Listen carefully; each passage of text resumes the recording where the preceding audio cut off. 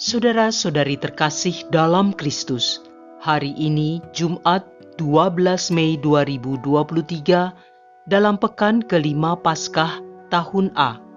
Bacaan dibawakan oleh Willy Wibianto, Mazmur dilantunkan oleh Kristantia Elizabeth, dan renungan ditulis oleh Regina R. Himawan.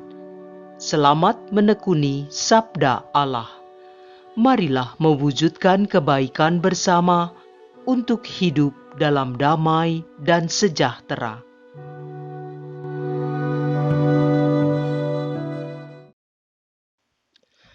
Dalam nama Bapa dan Putra dan Roh Kudus. Amin. Allah Bapa yang Maha Pengasih, terima kasih untuk rahmat kehidupan yang Engkau berikan kepada kami, sehingga kami boleh mencicipi hidup satu hari lagi. Pada kesempatan ini kami akan mendengarkan sabda-Mu yang adalah terang bagi hidup kami.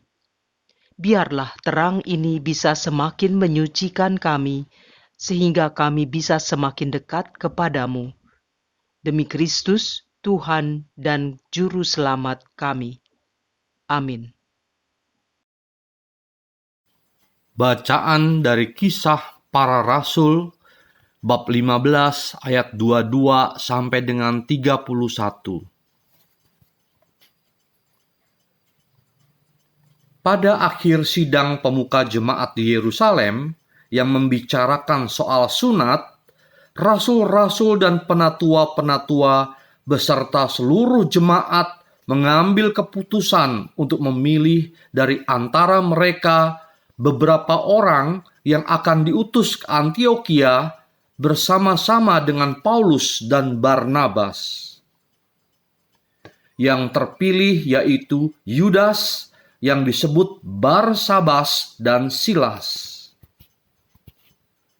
Keduanya adalah orang terpandang di antara saudara-saudara itu.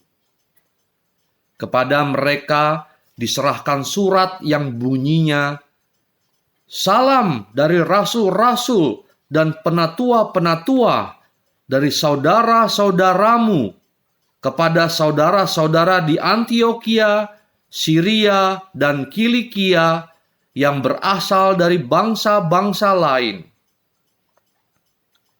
Kami telah mendengar bahwa ada beberapa orang di antara kami yang tiada mendapat pesan dari kami, telah menggelisahkan dan menggoyangkan hatimu dengan ajaran mereka. Sebab itu, dengan bulat hati kami telah memutuskan untuk memilih dan mengutus beberapa orang kepada kamu, bersama-sama dengan Barnabas dan Paulus yang kami kasihi, yaitu dua orang yang telah mempertaruhkan nyawanya karena nama Tuhan kita Yesus Kristus. Maka kami telah mengutus Yudas dan Silas yang dengan lisan akan menyampaikan pesan yang tertulis ini juga kepada kamu. Sebab adalah keputusan Roh Kudus dan kami, supaya kepada kamu jangan ditanggungkan lebih banyak beban daripada yang perlu, yakni kamu harus menjauhkan diri dari makanan yang dipersembahkan kepada berhala, dari darah, dari daging binatang yang mati dicekik, dan dari pencaburan. Jikalau kamu memelihara diri dari hal-hal ini, kamu berbuat baik. Sekianlah, selamat." Setelah berpamitan, Yudas dan Silas berangkat ke Antiokhia.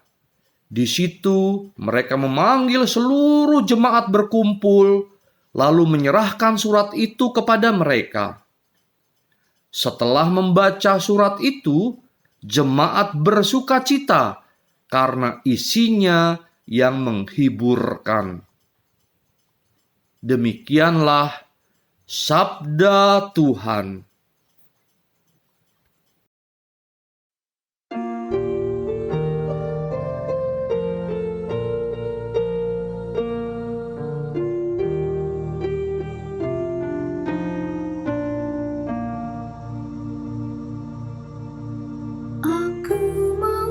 bersyukur kepadamu Tuhan di antara bangsa-bangsa.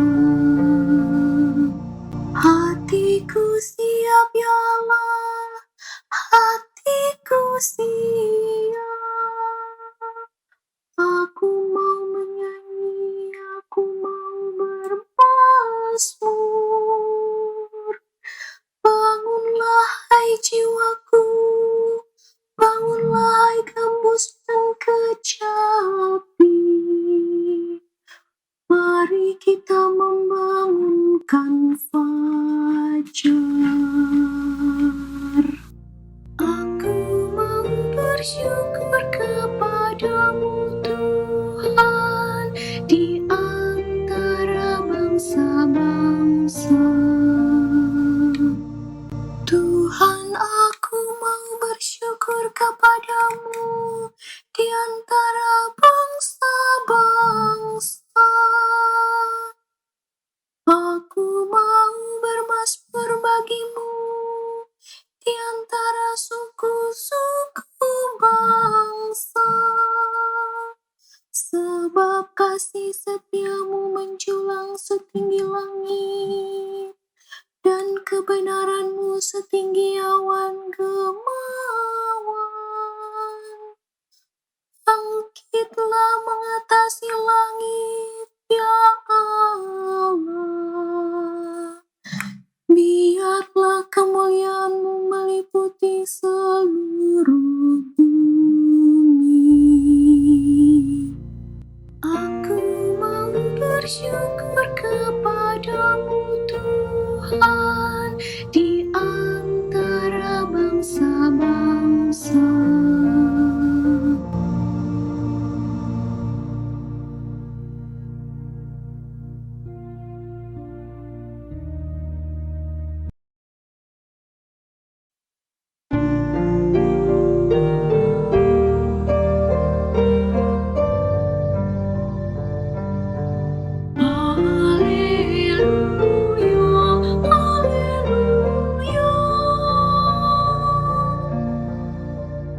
Aku menyebut kamu sahabat, sabda Tuhan, karena aku telah memberitahukan kepada kamu segala sesuatu yang telah kudengar dari Bapa-Ku. Haleluya, haleluya.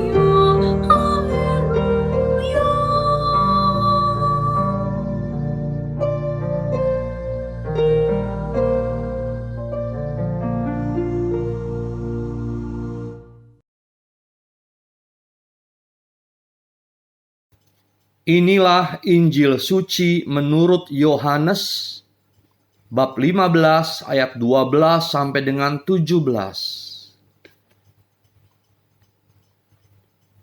Dalam amanat perpisahannya, Yesus berkata kepada murid-muridnya, "Inilah perintahku, yaitu supaya kamu saling mengasihi seperti aku telah mengasihi kamu. Tidak ada kasih yang lebih besar daripada kasih seorang yang memberikan nyawanya untuk sahabat-sahabatnya. Kamu adalah sahabatku jikalau kamu berbuat apa yang kuperintahkan kepadamu.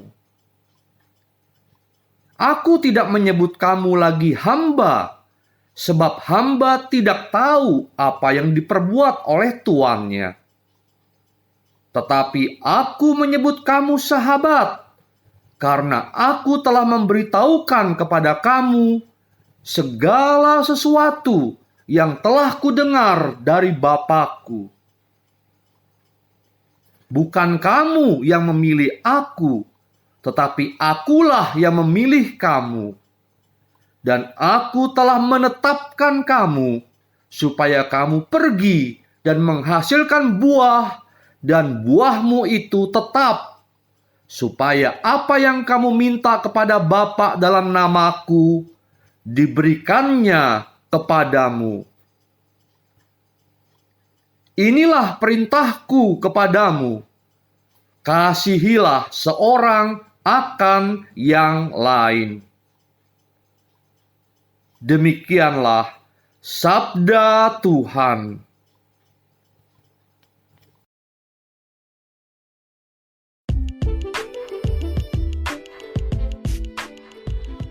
Menjadi sahabat Yesus. Renungan dibawakan oleh Maria Monica.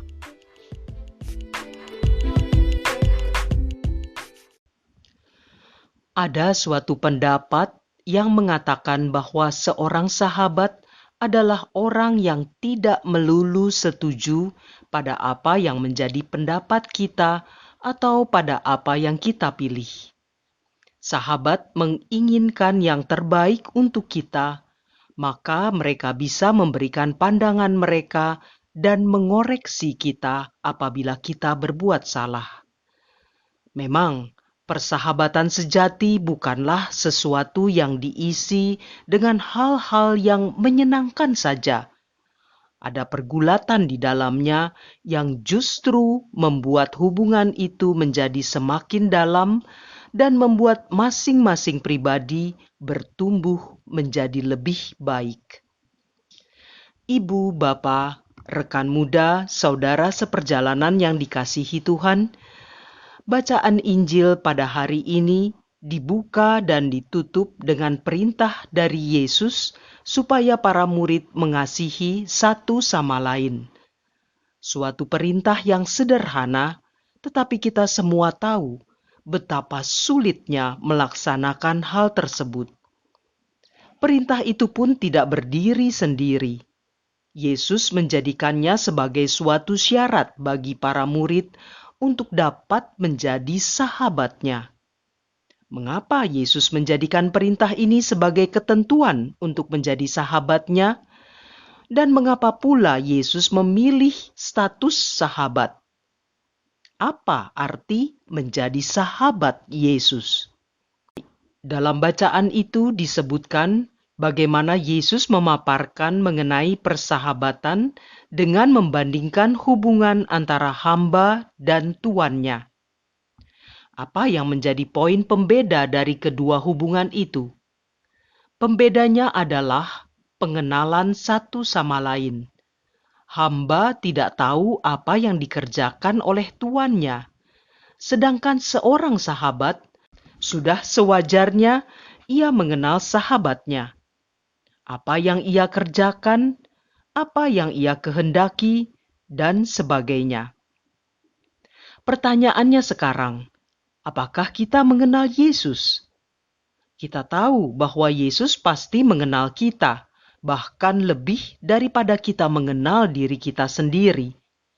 Tetapi apa yang kita ketahui tentang Yesus? Apakah kita tahu pekerjaan Tuhan dalam hidup kita? Apakah kita memahami kehendak-Nya?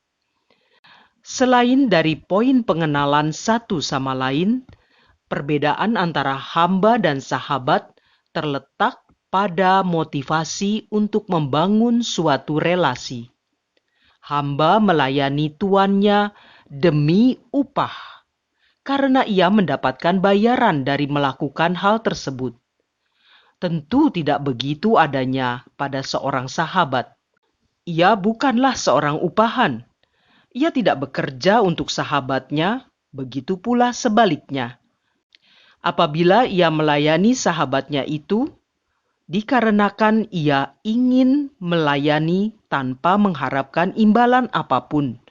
Semuanya dilakukan demi sahabatnya itu. Dengan kata lain, apakah perbedaan motivasi seorang hamba dan seorang sahabat?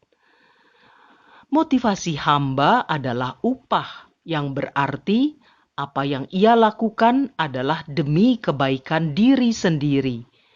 Sementara seorang sahabat bertindak demi kebaikan sahabatnya. Menjadi seorang sahabat berarti melepaskan ego pribadi dan bertindak demi orang lain, atau istilah yang lebih sering kita dengar adalah berkorban. Disinilah perintah Yesus itu dilaksanakan. karena dasar dari pengorbanan itu adalah kasih.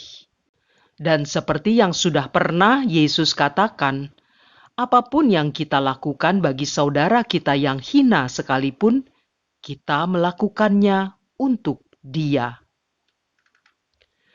Yesus sudah berkorban bagi kita, bahkan memberikan nyawanya untuk menebus kita. Maka pertanyaan selanjutnya adalah, sudahkah kita mengasihi saudara kita sampai sejauh itu? Sudahkah kita dalam pelayanan melaksanakannya dengan tulus tanpa mengharapkan suatu imbalan ataupun pengakuan dari orang lain? Ataukah kita sebenarnya masih menjadi seorang hamba yang mengharapkan upah, walaupun Yesus sudah menjadikan kita sahabatnya? Marilah kita berdoa. Ya Bapa, puji dan syukur kami haturkan kepadamu karena Engkau telah memberikan putra-Mu sendiri sebagai sahabat kami. Mampukanlah kami supaya kami pun bisa menjadi sahabat Yesus yang sejati, yang mengikuti perintah-Nya, yaitu untuk mengasihi dan melayani satu sama lain. Biarkanlah kasih itu berkembang dalam diri kami, sehingga kami bisa senantiasa melayani dengan tulus hati. Doa ini kami panjatkan dengan perantaraan Kristus Tuhan kami, yang bersama Dikau dalam persekutuan Roh Kudus, Allah yang hidup sepanjang segala masa. Dalam nama Bapa dan Putra dan Roh Kudus. Amin.